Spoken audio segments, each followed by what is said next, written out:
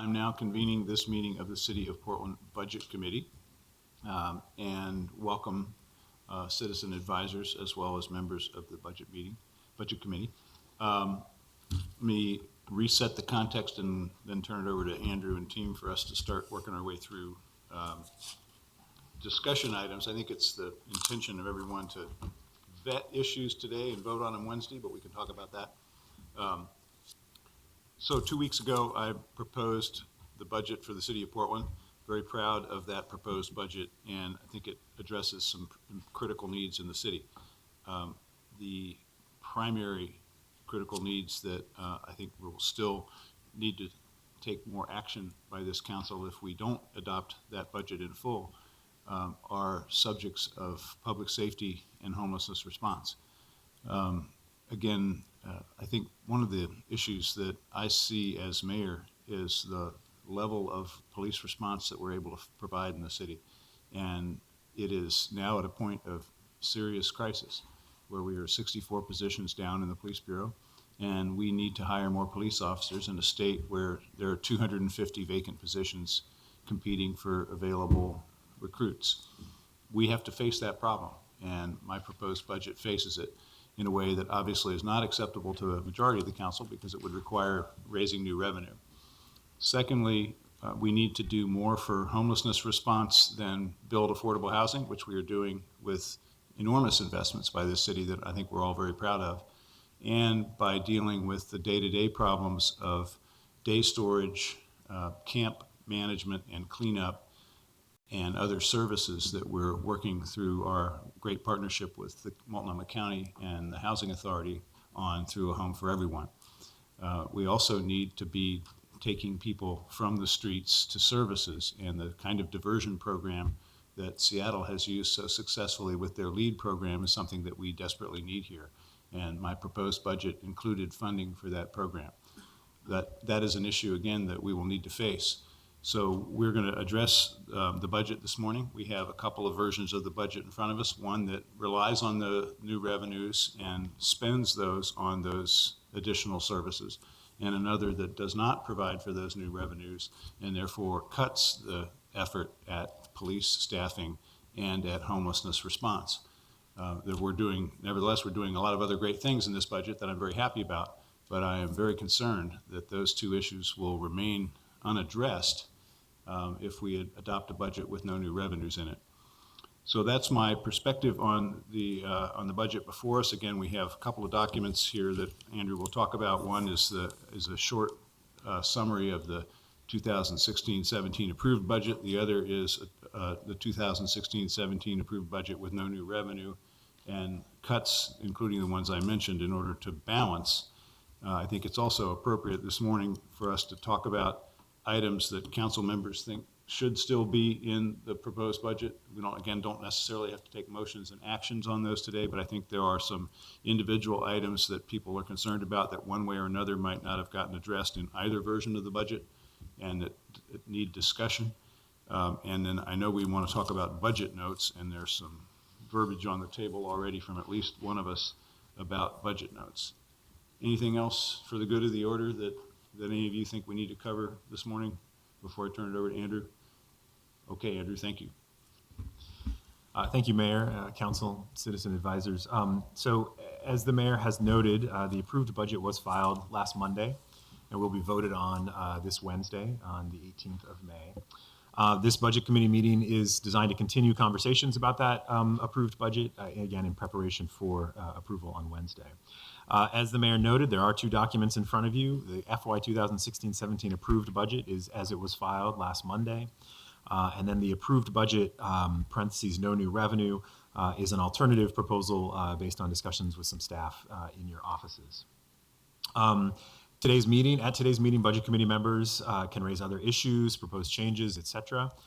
Really the goal of today, from my perspective, is to see if there's any additional information that Council needs or that the Budget Committee needs in your current role moving forward with the budget, and then whether there is any direction to the City Budget Office regarding potential amendments for Wednesday.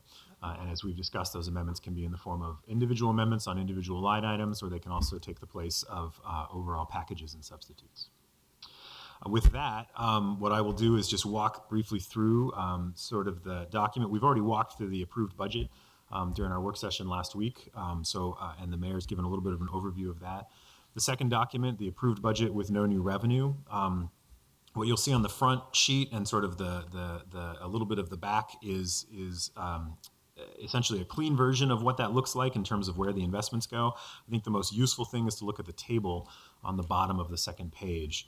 And what that shows is a breakout of changes from the approved budget, since that is the document we're working off of, in terms of changes that this alternative has. So that's where I will start, and happy to go into more detail on any of these if interested. We do have a lot of Bureau staff in the room as well as CBO analysts, so we should be able to answer most questions today. The biggest change in terms of the breakout at the very bottom, you can see there's no business license tax increase, so the $8.7 million is backed out of this option. And then in order to maintain balance, starting at the top, $1.7 million of ongoing funding for police body cameras was backed out. $3 million of increased police staffing costs was removed. The intensive street housing, the intensive street engagement, $1.2 million was moved from ongoing to one-time. So you'll see that on the one-time column on the right side. It shows up as a negative on the left and a positive on the right. The housing diversion program, the law enforcement diversion program, $2.3 million was removed from this option. Special events coordination, this was the new effort to coordinate special events throughout the city. That there was an FTE related to that, as well as some other costs that were removed. The Benefit Corporation proposal in the Portland Development Commission, the $275,000 ongoing was removed. And then if you look at the right side, the second line on the one-time, PDC had also been given $75,000 of carryover in the spring bump. And so if we're not moving forward with the larger piece, that $75,000 was removed as well. The staffing costs at the Rosewood Community Center, the $55,000 was removed. $200,000 of special appropriation grants was transferred from ongoing to one-time. And so the overall special appropriation grants amount is still at the $1 million amount, but it is now all one-time. Innovation Fund was reduced by an additional $500,000. So that's a $1 million reduction overall in the Innovation Fund. So that would zero that line item out moving forward. Symphony in the Park, $190,000 was moved from ongoing to one-time. So you see it on both sides of the ledger. $75,000 was added to cover Saturday youth basketball costs at the Parks Bureau. As you'll recall, the Portland Public Schools is charging the city for janitorial overtime related to the Saturday youth basketball. We think that amount is about $150,000, although it's possible it will be a little bit lower. We're still working with the Parks Bureau on that. They already had $75,000 in the approved, so this would increase it to $150,000. The Portland Bureau of Emergency Management is receiving an additional $62,000 to cover some satellite phone and other grant backfill costs within PBEM. $66,000 of support for the Village Market was added in. This has been a one-time special appropriation for a number of years in the city, and this would add it in as an ongoing special appropriation. There was a partial restoration of Out of the Mud. You may recall the approved budget had an overall reduction of $1 million for the Out of the Mud program out of the $1.2 million total. So this would add another $250,000 back, and so the total cut to Out of the Mud would be $750,000 ongoing. In the auditor's office, $53,000 of general fund to restore the audit services cut. It is a general fund overhead funded position, so this shows the discretionary, and there's some non-general fund portion of that as well. $48,000 was added back into the Bureau of Environmental Services budget to restore the tree planting reduction that they had offered up as part of their 5% reduction. And then $204,000 of ongoing was added back into general fund contingency. And overall, you'll see that we end up about $181,000 to the good on the ongoing side. And then I'll go down the one-time side as well for things we haven't talked about yet, and you'll see that there's a negative on the one-time side.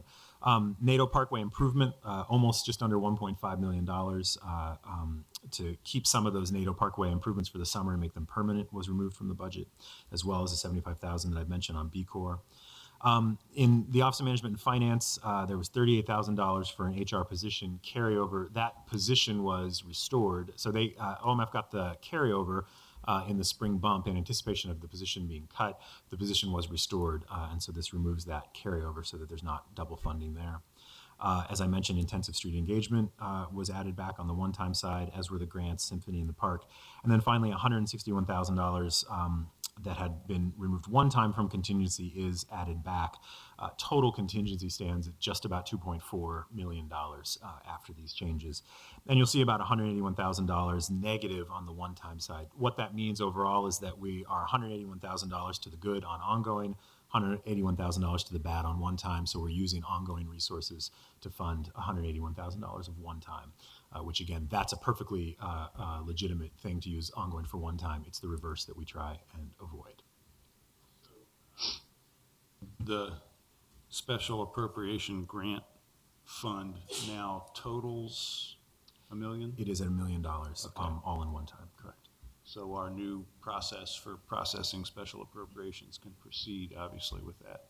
But it's set up as one time, so if it works, it works. If it doesn't, council can go back to appropriating special appropriations in a political process. That's right, and the support position is still funded, moving on the special appropriations, the support position in OLF. And there's a clarification on that. When you put $1 million in your proposed budget, was there anything special about that number? It was a best guess average of what we have typically done in special appropriations from year to year. It's varied because some years, the council said we want to help with Concordia, and their effort. Other years, for example, the Earl Boyles project was another. So typically we have identified at least one major community initiative where we wanted to be a partner. I'm not sure if our funding for the Unity Center was in that category or not, but that's the kind of thing where Right. we're saying we want to be a community center, a community partner. It's not our project, somebody else's initiative. We want to be involved. And then there are some other programs that we have often funded. And so it's really a net average, an average of what we have typically done. Some years more, some years less. Okay, that's helpful. Thank you. And why was the James Beard Public Market not asked to compete for the grants? Right? Why was it a special line item? And what is that $200,000 for?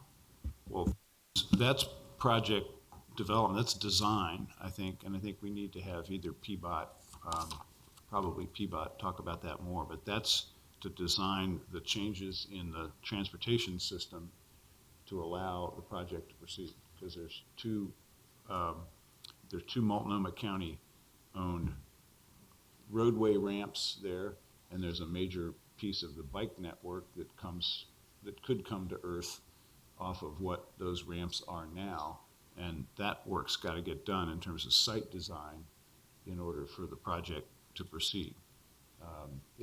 That's my understanding, Steve. Is that right?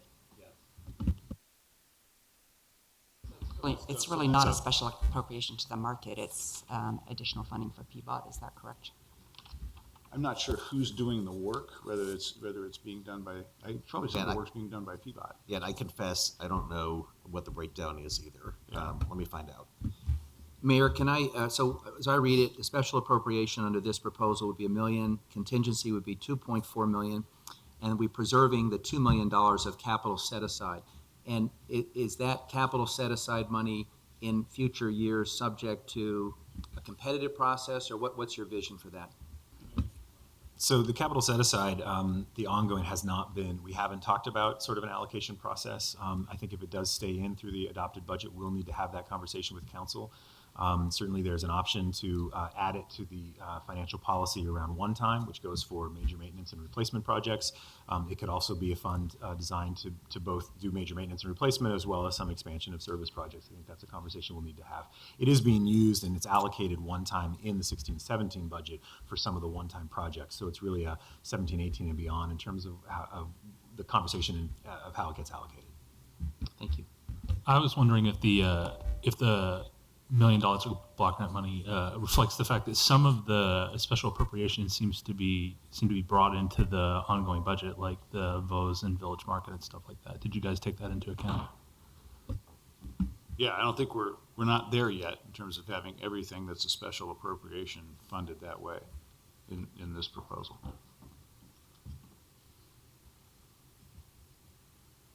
Sorry, I've got to do something. There Go are, ahead. Rob, there are ongoing special appropriations that have been in the budget for a while. There are new ones, as you mentioned, VOS was added in into PDC's budget last year. So again, and that reduction was not taken. Village Market is proposed to be added in this year. There are existing special appropriations. RAC is by far the largest. There are other smaller ones as well. I think the grants process is looking more at the things that the city's not necessarily funding on an ongoing basis, but just on a one-off.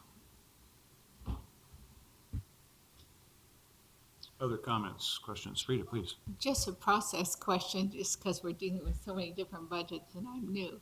I take it what we had the CBO's proposed budget and then this approved budget. And we're starting from the approved budget and now we're looking at 8 million to come out of this budget. Yeah, the term approved I find confusing because it hasn't. I know but it does. It's the proposed approved. Proposed- Well, yeah, and just to clarify, because you said, CBO puts recommendations out in Right. March. The mayor proposes a budget, Okay. which is the first really formal proposal that gets put on the table. And then we are now in the approved budget process. So there's an approved budget that was filed because we have to have a document to discuss. And that reflects the mayor's proposed with just a couple minor changes. And what this committee is talking about now are any additional changes they want to see to that. Okay, so this Process. really is a proposed budget, not an approved budget originally from the mayor. Okay, yeah, Wasn't me trying to do non-truth in packaging. It's state budget law. I understand with the school district, it's proposed till we vote on it in June, so everything's proposed in that case. I'm questioning why youth passes are in here when it appears, if I'm reading this all right, yet we're cutting some of the police staffing dollars. Well, the youth bus pass is an ongoing commitment. We have been doing that. We have not been providing higher compensation for our police officers in order to hire more. So one's a continuation, the other's a change. I believe we should do both, and that's why I proposed both. But there is that distinction. From a school person, and I understand the school funding, it's an equity issue in East Portland, but also the fact lies with school passes. Portland has chosen not to provide bus transportation for their high school. It's a choice the school makes. Our district provides it and pays for it. They also could pay for it. They're in much better economic positions than they were when you started taking over the youth passes. They have a local option that they just renewed, so it isn't compressed. So they have additional funds. I'd rather see that $1 million spent on some increases for the police than on something the school district should be doing. I share your concern about the equity, although I would suggest we go in the other direction and that we should be providing youth passes for David Douglas and Park Rose. Park Rose students did a study and got over 1,000 responses, and 41% of their students have taken TriMet to school because they've missed the school bus. Plus, there's the issue of I think we should be doing it year-round so that students can get to events year-round. I agree with, I share your concern, and I do think we need to look at ongoing what the school districts pay for and what we pay for. In terms of police, I agree that with the mayor that we need additional funding to provide incentives for transfers and to retain officers. I don't see that the proposal that's being discussed currently is going to get us there. And so I applaud the mayor's determination to not hand the new mayor, who we may find out who that might be tomorrow evening, we may not. I applaud your determination to not hand that person a big deficit such as you had to start off with. On the other hand, that's what mayors do. And so I think there is some money in the proposed amended budget for additional compensation for recruitment and for attracting officers, not nearly as much as the mayor proposed. I think that that's an ongoing discussion that we will need to have both in bargaining and then figure out how to pay for it. There's also other unions who are currently in bargaining, including the AFSCME folks at 911 who have also negotiated, as I mentioned in the budget hearing last week, and are working on constructively without breaking the bank. How can we provide incentives to keep those essential workers employed and to retrain and attract more of them? So there's a lot of complicated things at play, and I think what we need to do in this budget is to use the resources we have wisely and then come back to the community with a conversation about, do we need additional resources? So it would be a good time at this point, I think, for us to put either large or small changes on the table for people to think about and then vote on Wednesday. And let me suggest one significant change and put it in context again. We are living on borrowed time on a couple of issues. One is the level of police staffing that we have in the city. We're now 64 positions down. Our projection is that's going to be as much as 100 by this fall. We all understand the consequences if that is the case, that we will have to start pulling people out of specialty units. It's just a pick your poison question, and whether that's traffic or school resource officers or domestic violence or drug and vice, no good choices. We need to face that issue and address it, whether we face it in this budget or very soon thereafter. A couple of other related questions, and one you just raised. The contingency, in my opinion, in this budget and the compensation set aside needs to be such that if we are successful in reaching a collective bargaining agreement with our 911 operators, that we're able to easily fund that commitment.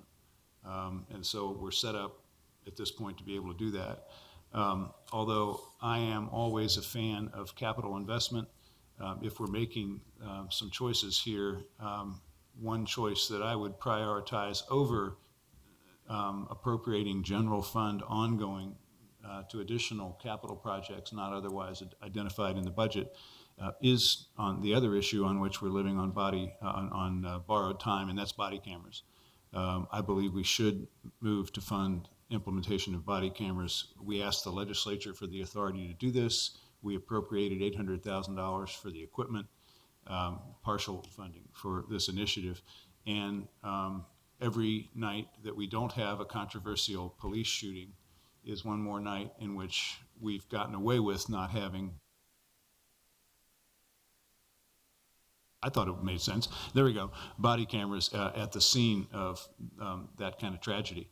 So if we have the option within this budget of funding part of this police effort, one of the options would be to fund our investment in body cameras, and I would recommend that we consider that on Wednesday, and I will propose that as an amendment on Wednesday. Thank you, Mary. I share that concern about setting aside some money for body cameras. There's now $150,000 in ongoing money for Saturday youth basketball.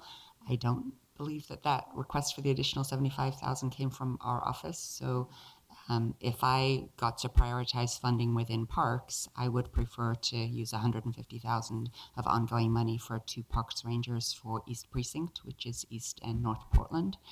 Currently, as you remember, we only have dedicated rangers on the west side, and that's a clear inequity, plus with all of the challenges that we've been having in our parks. I believe that having year-round permanent positions for rangers would be preferable, again, using that money within parks. And as Frida notes, perhaps it's an opportunity to go back to the Portland Public School District and say, if we're going to keep the school bus pass in the budget, then how about you pick up those $150,000 in janitorial costs? Either that or take it one time this year and have that discussion next year.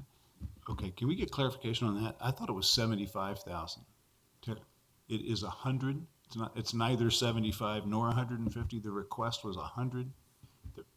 The request was 150. We have recently heard that the cost may be 100,000, but we were still trying to verify that. Certainly, But there was if we pay for this, we're 70 certainly not going to pay more than it costs. There was 75 in your budget, Mayor, Yeah. and then there's an additional 75 here, which is 150. Right. Okay, that's what I was So trying what to I'm figure saying is, magically that happens to be the number that we would need for 2 new rangers. And so I'd prefer to use it for that. Okay, I understand that you'd prefer to use it for that, and we should consider that amendment on Wednesday, but no matter what, we shouldn't fund it at 150 if we're going to do it at all, because it only costs 100. So let's, when we get back to that, let's make sure we've got the right number on the table.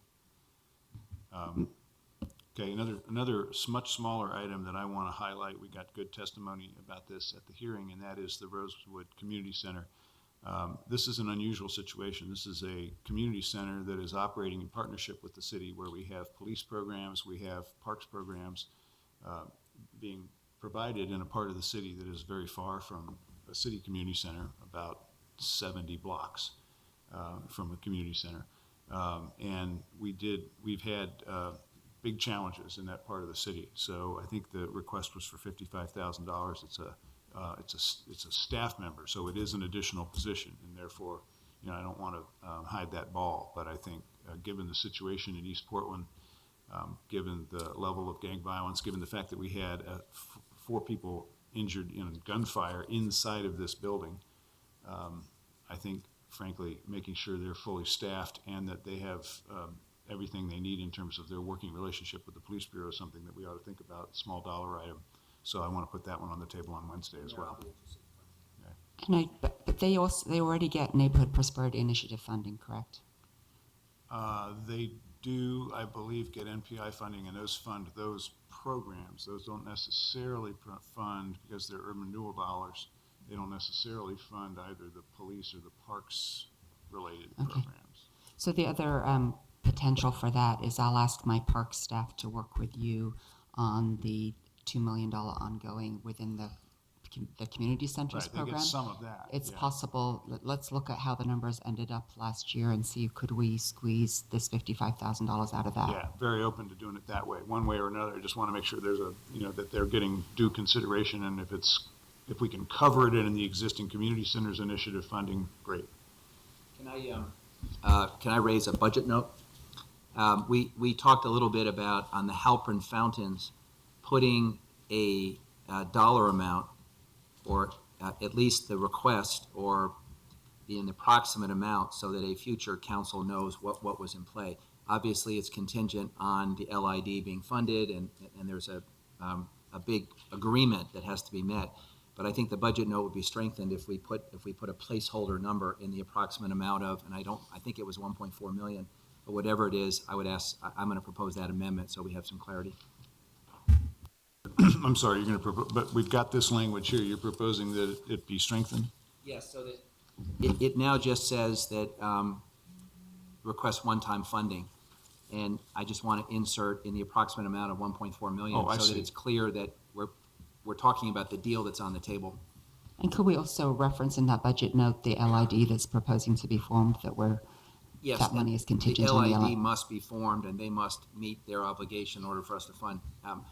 And that I think is clearly understood. I just want a future council to know that the one-time funding was in the approximate amount of 1.4. Yeah, and the request was 1.5. The original request that came in. Okay, but both of the, I would urge that we think about putting both of those in there, that it's both the 1.5 and that it's contingent on the formation of a local improvement district. We won't be debating what it means in the future council. The council, it's going to be this council, because we'll either deal with it in the fall or it won't happen. I think that's their situation, is they're either going to form this LID or they're not. It's a long time between now and then. We don't want to forget. I do need to add there is some concern from the folks doing the fundraising that this budget note is not strong enough, and so I want to bring that forward. They have raised that without the certainty of funding in the fall, they are concerned about their ability to form the LID. I understand their concern, but I think they can do everything but finalize the LID, right? Because doesn't council have to approve the LID? I think we do. I think so. And also, John Russell has signed up to testify during the public session on Wednesday, so we can reassure him that it is our intention to do this. So I have another budget note which I've passed out, which is regarding the proposed $350,000 one-time allocation to the Office of Neighborhood Involvement for pilot engagement around housing. And that would state the Office of Neighborhood Involvement will work with the Portland Housing Bureau and Home for Everyone to develop materials and messaging for community engagement on housing prior to spending the one-time allocation. So I have some comments on that. Well, I thank Commissioner Fritz for her suggestion to create a pilot engagement program around housing and homelessness. I don't think the council should prejudge that this money will necessarily go to ONI. In fact, the Housing Bureau staff is feeling quite marginalized by this approach of saying that ONI should be doing outreach work when the Housing Bureau is working hard every day to do such outreach. So I'll bring a budget note on Wednesday that would propose to place this money in contingency and then have the Housing Bureau work with ONI and the new to be created Joint Office of Homeless Services to come up with a plan to spend $350,000 on concerted outreach, which could involve working with many of the nonprofits we already work with on tenant rights and services, fair housing and discrimination outreach education, and would prioritize working directly with these agencies serving protected classes and culturally specific organizations. So a little different, but a proposal I think that the council should hopefully follow. In other words, place it in contingency, let ONI, Housing Bureau, and the Joint Office of Homeless Services come back to council with a proposed plan on how to spend the money and not prejudge the money goes to ONI automatically. Other either budget notes or I have a Item. question. Sure. So here with the no BLT increase proposal, and I've been questioning since last, to myself mainly, since last Thursday, what are the advantages or disadvantages for the business community to pass it? Because it's not clear to me what are the advantages or disadvantages to the business community to pass it or not pass it. My first concern is that if we're not having the diversion program, the police staffing, or the incentive street engagement, so if we would be removed,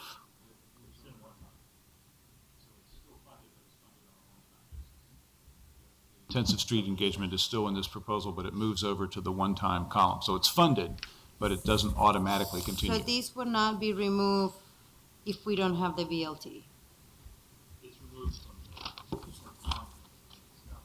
The main piece that goes out is the police staffing money, because And- it's not and the 3 million, diversion it's actually program. 9 million, and it's also impacts on the pension fund. So that's what's not in. The concern I have with the diversion program is it relies on there having to be somewhere to divert people to, and we've got lots of people who are being case managed who are on the streets because there isn't a place for them to go. So adding another level of case management for folks living outside doesn't help until we've figured out where they're going to go. If I could also just note on the diversion program, I had a productive conversation with Chair Kafori on Friday, and let's say there's a Cadillac version that the district attorney has his eye on, and there's sort of a VW version that the chair has looking at, and somewhere in between, I think is going to be a good idea. Chair Kafori said in a perfect world, we put aside $500,000 as a placeholder because she has a scaled back version where it would be geographically focused and it would be targeted to drug offenses and not the whole range of offenses. Just speaking for myself, I think somewhere between the district attorney's idea and what Deborah Kafori is talking about and the mayor's talking about, I think there's something that the council can support. The details are still being worked out, and we will have another bite at the apple on that. Yeah, so Dinesh, go back to your question. Yes. The big changes between the version with and without the business license tax increase is the removal of the funding for additional police compensation called police staffing and the removal of the diversion program. The intensive street engagement is still funded at the same amount, but it moves over from ongoing to one time. So it's in the budget, but it doesn't automatically continue after the next year. My questions, I'm still have my questions. So what are the advantages for the business to do have the BLT? So yeah, I mean, I know that someone could say like the disadvantage is that we will pay the fee, But what are the advantages to do have it? Like if I'm a business owner, Right. I want to know what is in for me by paying that fee. Right. Well, so I hear all the time, in fact, I heard at 9 p.m. on Saturday night from the Brune family that owns property in the Central East Side about losing a tenant because of public safety problems and conflicts with the homelessness situation in the Central East Side in their neighborhood. They'll be at a meeting that we're having this afternoon to talk about what we can do in the Central East Side. But the combination of not having enough police officers to do much beyond 911 response, and therefore not much response on non-emergency calls, means that those situations don't get much police attention. Secondly, we've already taken people out of the graffiti unit or out of graffiti work in the police bureau and reassigned them to patrol. So this anemia in the police bureau, where we are starting to shift people from community policing work into 911 response, because we always have to respond code 3 when somebody calls and says there's gunfire, right? And there's a lot of gunfire because of the gang situation, among other problems. So that's one reason. That one thing I hear from the business community a lot is that they want more police officers and they want more response to non-emergency situations like camping, like problems that I just described in the Central East Side. The second motivation, if I were a business person to support raising my taxes to pay for better city services, is that diverting people from the criminal justice system who are homeless is cost effective. And again, a much higher level of service now, because when a police officer encounters somebody who's homeless and who's committing a minor offense, one of those minor offenses might be illegally camping. They have two choices: one, to sort of not deal with it, and the other, to arrest them for violating city code or state law. Seattle's experience and other cities' experience has been taking those folks to diversion, which doesn't necessarily mean taking them to housing, although that would be wonderful. And we include a lot of funding in this budget for more shelter beds, but being able to take them to diversion and say, if you take your tent down and come with me, I'm going to take you to the diversion program, and they're going to see if they can connect you up with services. You say you're a homeless vet, that's great. There might be a place for you, instead of taking them to jail. I think that's more humane and more effective, but it requires a higher level of service than we're performing today. So I think in this budget, as I've proposed it, and with or without this budget, the business community needs to face the question of what kind of city do we want? Do we want a city with enough police services that those kind of problems get addressed, that we continue doing things like walking beats and addressing non-emergency situations? And do we want to up our game with respect to homelessness beyond the huge investment that we're making in housing? I think the answer to both those questions is yes. I think, the last 2 weeks, my working in Southeast, not being able to park without disturbing someone camp, and not being able to do a contract because there was going to be so much with a business in Southeast, because there's currently so much homelessness, and we don't have the Cadillac yet. I understand that. It seems that it's more advantageous for the business community to pass the BLT. So I'm having a hard time understand the issue, because I think that business is needed. So instead of not having deducted this one time for so long, there's a lot of money.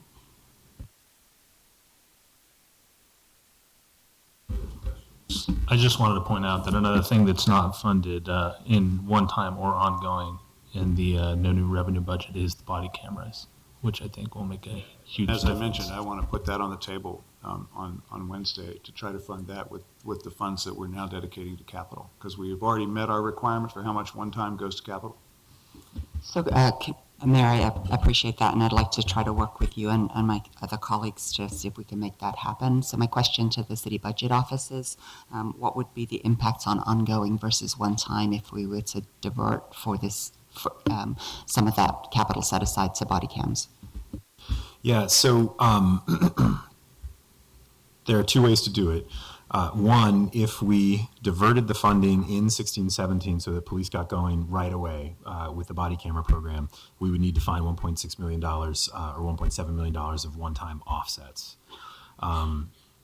If, on the other hand, we kept the ongoing funding in there and said this is what police will get in 17-18 and beyond, and it gives them 16-17 to ramp up their body camera program, you would have to reduce less on the one-time side. So I think there's a way, and I want to talk to my staff to make sure I'm right about this, but I think there's a way to essentially give police the green light to move forward with body cameras, knowing that it's going to take them some time to get the program up and running, and then $1.7 million of ongoing would be there in 17-18 when the program is up and running. Let's spend a minute or two with the chief and Mike Krebs on that subject, and that is, I'm obviously interested in doing this. There may be council interested in doing this. Come on up if you can.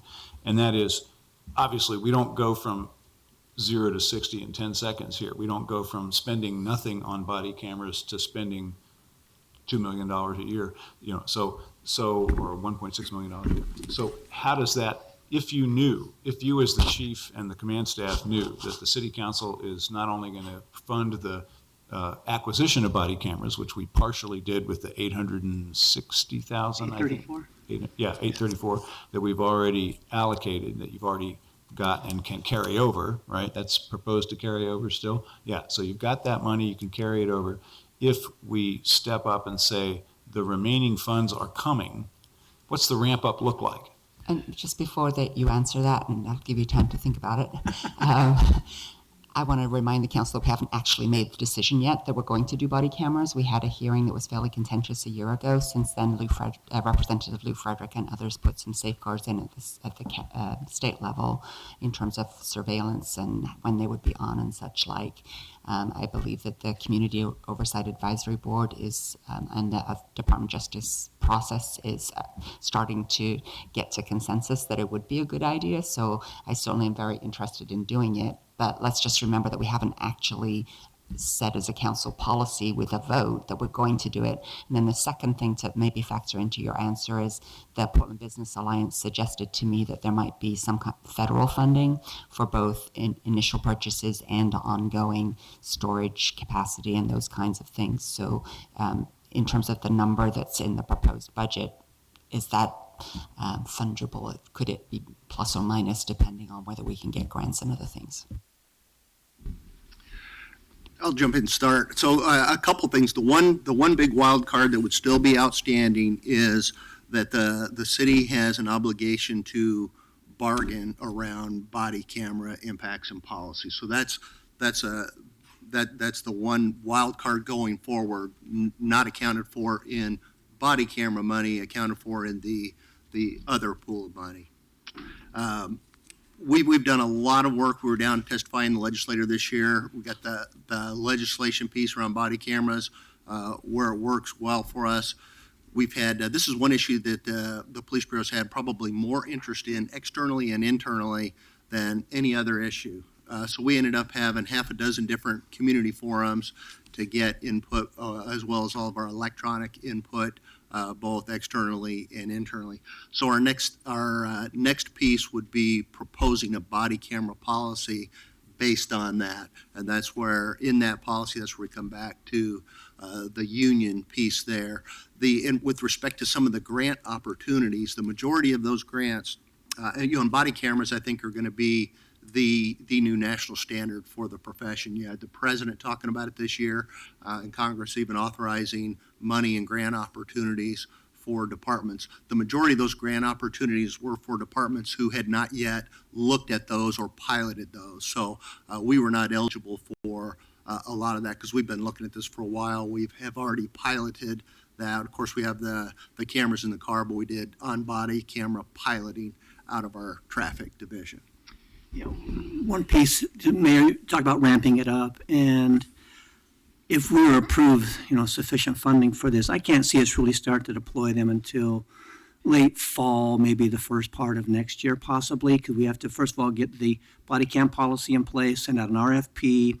We want to take a look at the best cameras out there, and we have to decide, are we going to store in the cloud, or are we going to have our own storage here? Number of questions need to be answered. So I'm thinking late fall, maybe early part of 17. So any money allocated now, we probably won't start using until, the latter part of the year or the first part of next year.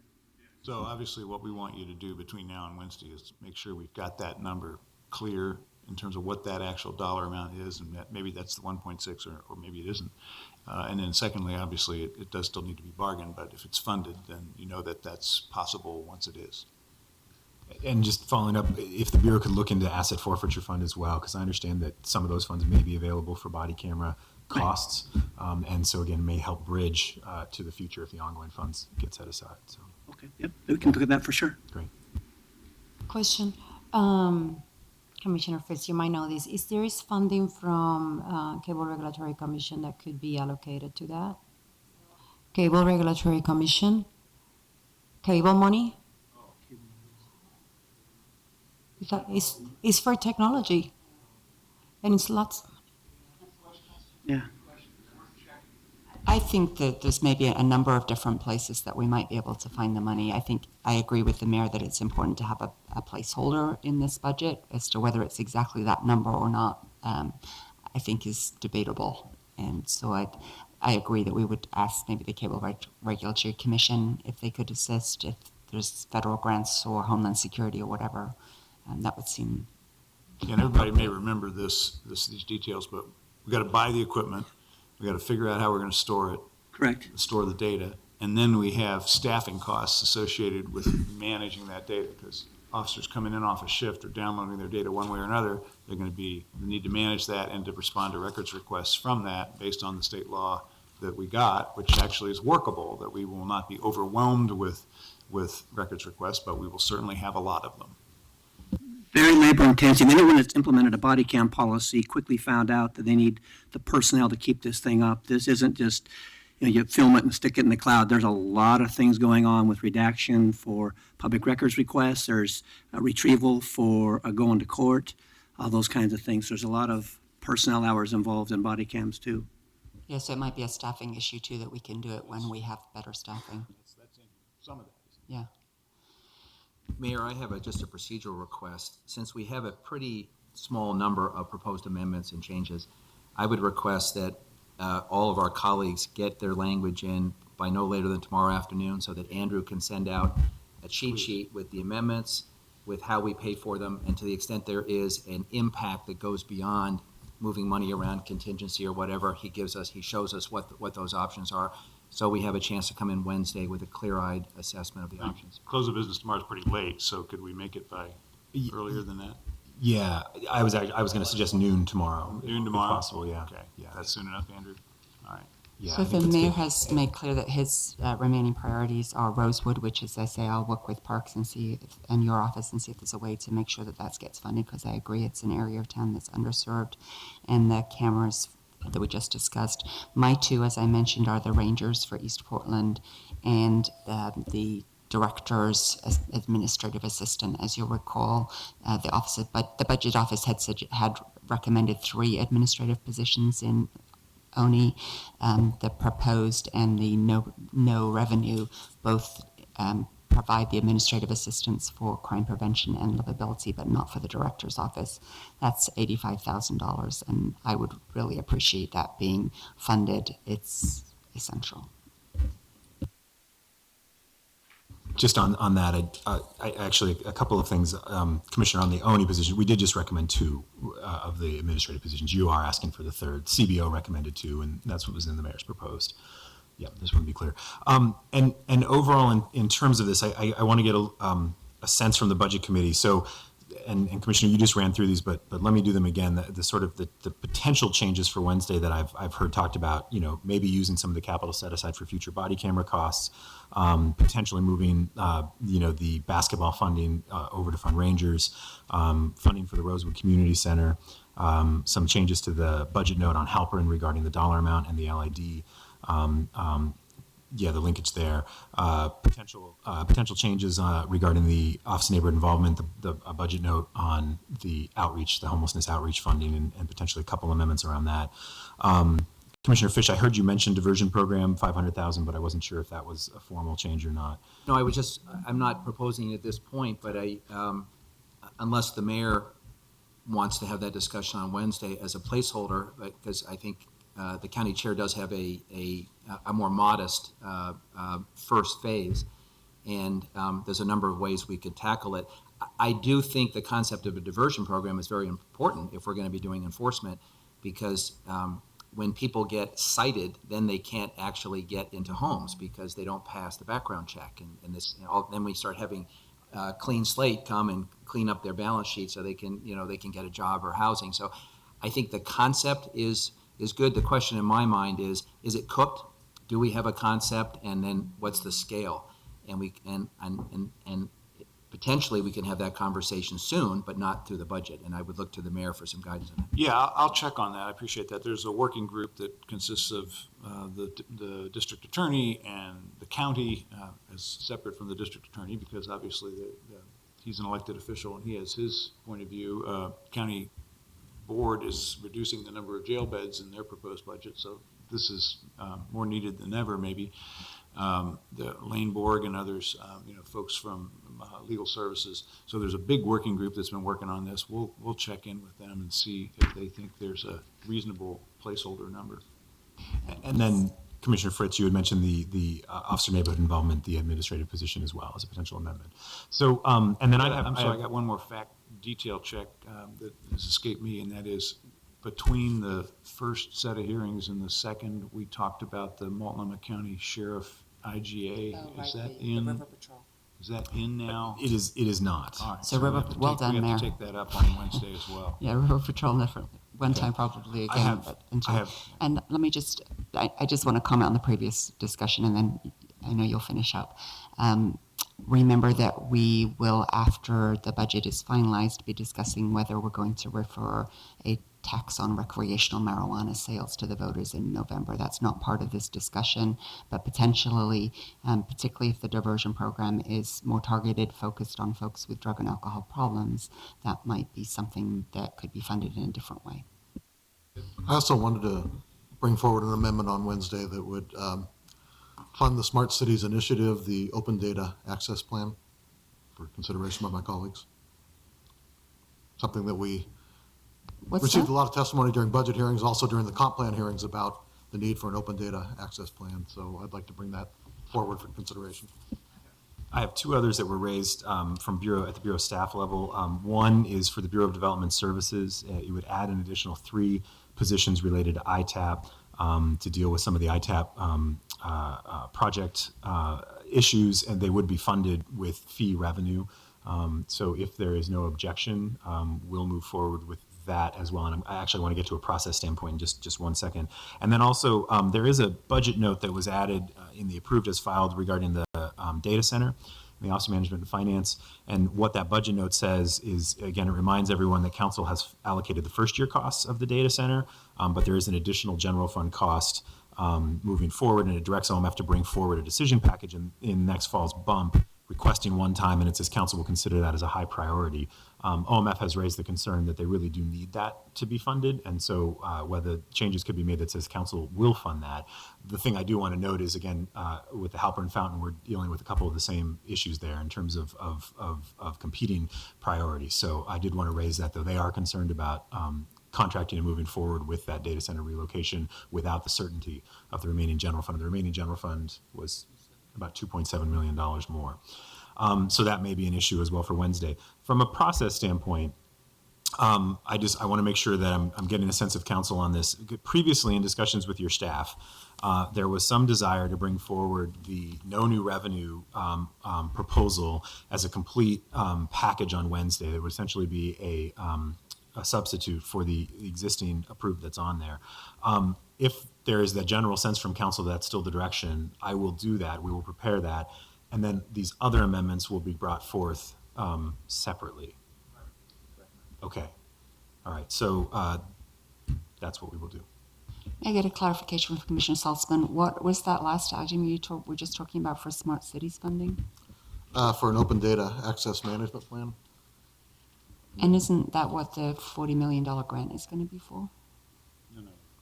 What, I'm not familiar with this, what you're talking Turn it about. over to my capable Chief of Staff, Brendan Finn, for an explanation. Yeah, Good morning, Mayor Commissioners, Brendan Finn, Budget Advisors. So the Bureau of Planning and Sustainability put in budget request for smart city coordination. As you know, we have about half a dozen to a dozen efforts that are happening around smart cities. One of them is the grant, and they put in a budget request that wasn't recommended for council consideration to coordinate all the efforts around that. Since the comp plan hearing, there seemed to be an interest among council to create an open data policy for the city of Portland. So we are putting forth this request to not only do the smart cities coordination, but to bring forward, and it's a one-time request, and I don't have all the details with me right now, but Director Anderson has agreed, as I just spoke with her earlier, to put this in there. I know it's very late in the process, but it came out of the comp plan hearing and what we heard around creating an open data policy. And what does the commissioner in charge of the Bureau of Planning think about this? I think I need to talk to the planning director. And was there a number attached to it? There was, I think it was 120,000 one time, The original request was 140. 140. Do you have a suggestion for where that money would come from? Well, there was, as far as, we had 180 left before we bounced in one time, based on everything that's been approved and what we've gone over today. Yes, well, actually, we're using, the alternative budget on the table is balanced down to the dollar, so we will need What's to find done, an okay. offset. It uses some ongoing funding for one-time expenses, so there will need to be an offset. And that's a good reminder for all amendments coming forward, and my office is happy to work with you on this. All amendments do need to identify an offset, whether it's an existing program that's funded or reducing general fund contingency or some other source. And let me comment on that. Given that the $1 million for the grants was based on previous requests, and we don't have as many this time, and since this is a one-time request, Brendan, if you were to propose decreasing the grant fund by pre-approving this particular thing, we really need to focus on funding city services first before we start giving the taxpayers money away. And so that's something that I would certainly support. Okay, anything else for the good of the order? Yes. Yes, okay, Steve. I just wanted to say something which I think is really important, because over the past week or so, there's been a lot of discussion about elements of the mayor's proposed budget. There's been some disagreement on. Today, we've talked about a number of small adjustments. I think that people might have lost sight of the fact that we've declared a housing emergency. There is a housing emergency, both in terms of affordability and homelessness. And I think the public wants to know what we're doing about that. And I think people should know that in the proposed budget without new revenue, there's a total new investment of over $29 million for homeless services, affordable housing development, and low-income homeownership and rental assistance. For example, $14.4 million in one-time funds for the Housing Investment Fund for the development and preservation of affordable housing, $690,000 for costs related to improving and maintaining homeless campsites, including trash pickup and porta potties and storage facilities. $2.7 million to continue a Home for Everyone projects, including continued one-time funding for homeless veterans and a 115-bed year-round women's shelter. An additional $287,000 in one-time funds for support for homeless veterans. $2.5 million in additional one-time funds for safety off the streets interventions, including facility-based shelter, specialty shelter, and shelter alternatives. $6.15 million for permanent housing placement services, including $1.6 million in ongoing funds for 190 units of permanent supportive housing, and $4.4 million in one-time funds to provide 565 individuals with rapid rehousing services. $1.5 million in new ongoing funds for code upgrades and short-term regulated affordability for 100 rental units in East Portland. $300,000 for East Portland Homeownership Assistance, a program that will provide homeownership assistance and retention to an estimated 300 low-income homeowners in East Portland. I think that the fact that we're making these historic investments in housing and homelessness is something that people should know. And I think that with the media here and folks watching, it's important to highlight that fact in addition to highlighting the small adjustments to the budget and the disagreements we've had about the budget over the last couple of weeks. Just a couple comments and questions. I saw Lent Stabilization Fund in one, I believe it's in the one-time funding column. Why are we not using TIF funding instead for that? It's another place where some funds could be found if there's some smaller things. If that could be TIF funded, because I believe it's for all within the urban renewal area. I'm actually not sure it's all in the urban renewal area. Joanne, can you answer that?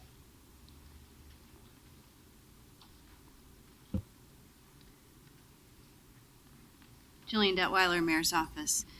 This is a program to look at the flooding in the Lents area and how it's impacting homeowners. It's a planning project. It doesn't currently have a capital component. So PDC resources could be appropriate if a program is developed that has a capital piece. But what's requested here is not an eligible PDC, TIF activity. I guess I question that a little bit because having been on the Gateway UREC for 15 years, there were many planning and studies done and nothing done afterwards. There was no capital piece to them. And I know Lents has a lot of things planned, but the issue, to me, I think it should be re-looked at just as some funding dollars. Okay. I will point out, Lents, as other URAs, is winding down. There's a limited amount of resources available. Yeah, I'm well aware of all the Lents and Gateway URECs. I'm up to my eyebrows in that stuff. The other one is possibly RAC. I saw an editorial and it made a lot of sense that RAC is funded by ongoing funds, and many of the bureaus were making cuts. That a small cut there might, 5% cut there might also help fund some of these things like the Rosewood Community Center, which I totally agree needs to be funded there. So those are just some comments. I was curious, just another process question, because I'm trying to understand your budgets, is when we do a school district budget, the base budget is rolled up for payroll increases. Is that also done here, like in the police department, that roll-up is in the base budget and then the $3 million is on top of that? That's kind of a question because I don't know the process. Yeah, that's right. Bureaus, they receive a current appropriation level target, and that includes funding for cost of living increases and benefit increases. We actually withhold that for 1 year in our compensation set aside, but bureaus do get it on an ongoing basis. Okay, so this particular amount was in addition to increased wages additionally, so the 4% or whatever I figured out was in addition to maybe 2% you already put in there. Okay, thank you. Okay, anything else? For the I just had, I know I beat this drum before, so I won't go on at length, but I was wondering if the $50,000 for trash cleanup, since it hasn't been adjusted, where they got that number from as being sufficient to meet the needs of the city for the next year? In the homeless services? $50,000 for trash cleaning, but I think it's specifically for dumpsters, right, Tara? Is that right? So there's a lot of campsite and homelessness response in that sub area, but maybe you can address that. Thank you. Claudio Campazano, City Budget Office. The $50,000 is a new program specifically for dumpsters and porta potties to address quality of life issues in certain areas. The current program funded $450,000 through interagencies for citywide cleanup of camping-related activities. It exists now and will continue in the next year. Into that. Yeah. Okay. Yeah. Okay. Thanks, Claudia. Thanks. Good question. Anything else? Well, I forgot to mention something on after the Saturday youth basketball. I'm all for youth activity. I know in David Douglas we provide community sports, which is similar type of activities. We choose to do it after school and in the evening so that we don't have to pay for additional. So that might be something people want to look at, doing things differently versus, and then that could also save money both for Portland and Parks.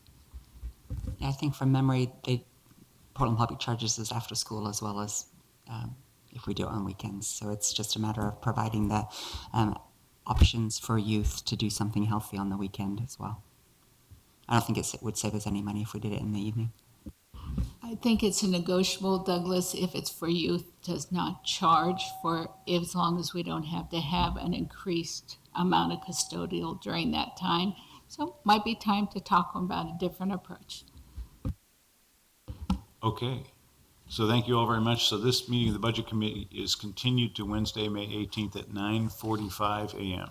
here in Council Chambers. Thank you.